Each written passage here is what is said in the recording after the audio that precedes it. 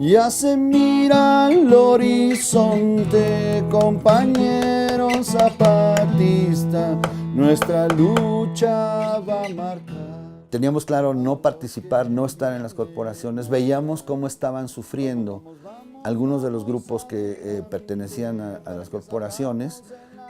Con el grupo Fieles Difuntos habíamos coincidido muchas veces con Maldita Vecindad, con Santa Sabina, con Arturo Mesa. De hecho, formamos parte en algún momento formé parte con Arturo Mesa de sus ensambles. Y veíamos que sí, estos grupos Caifanes, Maldita, Botellita de Jerez, Santa Sabina, Riesgo de Contagio, Fobia, Neón, todos estos grupos tenían ciertamente, pues, bueno, y Sombrero Verde, ¿no?, que después fue Maná. Tenían ciertamente mucha calidad, porque en México siempre ha habido mucha calidad musical. Sin embargo, sabíamos que tanto BMG como Sony, como Universal, EMI Music, desde luego Fonovisa y todas estas, evitaban a toda costa tener que usar la parte política. Evitaban que hubiera una vinculación con ello.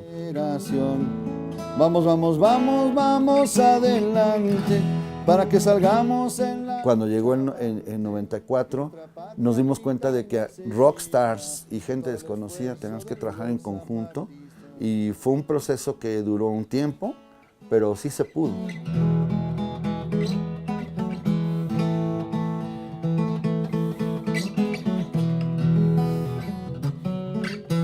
Cuando se da esta nueva convención de Aguascalientes, que tenía el propósito de conjuntar esfuerzos de la sociedad civil con los zapatistas y que tiene una asistencia multitudinaria de figuras de primer plano en la política y en la cultura de México, como Monsiváis, Elena Poniatowska, pero también asisten gente como León Gieco, como Daniel Biglietti.